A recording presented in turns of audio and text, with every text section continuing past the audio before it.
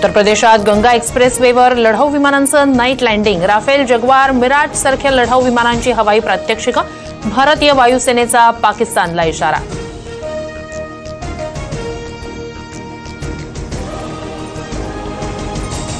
भारतीय हल्ल्याच्या भीतीनं पीओकेतले मदरसे बंद, हॉटेल गेस्ट हाऊसचा ताबा पाकिस्तानी सैन्याकडे, तर पाकिस्ताननं पोचलेल्या अतिरेक्यांची पीओकेतून पळापळ.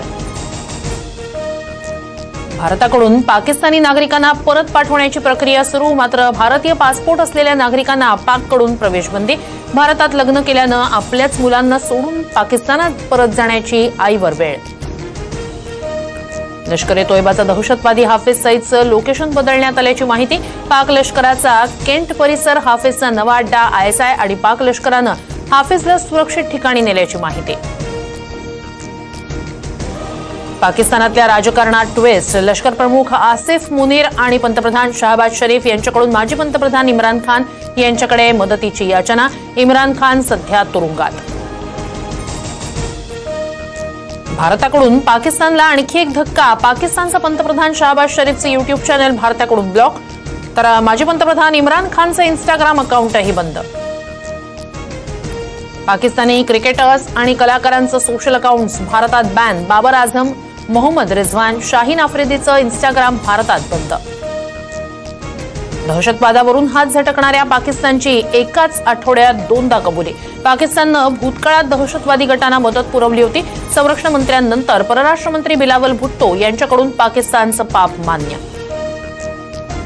पहलगाम हल्ल्याबाबत सरकारचं धोरण अस्पष्ट. काँग्रेस कार्यकारिणी बैठकीत मल्लिकार्जुन खरगेंचं वक्तव्य, तर दहशतवाद विरोधी कारवाईबाबत विरोधक सरकारसोबत असल्याची ही भूमिका.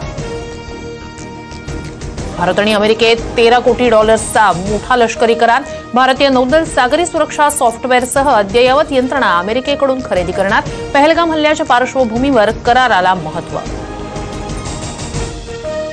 पर्यटनासाठी प्रसिद्ध असलेल्या हिमाचलमधील कुलू जिल्ह्यात बॉम्बस्फोटाची धमकी. सरकारी कार्यालय आणि सार्वजनिक ठिकाणी बॉम्बस्फोटाबाबत धमकीचा आपत्कालीन विभागाला ईमेल. पोलीस प्रशासन आणि सैन्यदल अलर्टवर.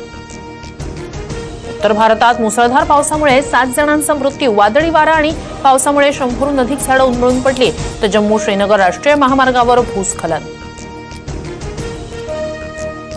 मुख्यमंत्री व्हावं असं मलाही वाटतं, पण तसंच झालं नाही. पण एक ना एक दिवस मुख्यमंत्री होणार. उपमुख्यमंत्री पदावर राहण्याची हॅट्रिक करणाऱ्या अजित पवारांकडून खंत व्यक्त.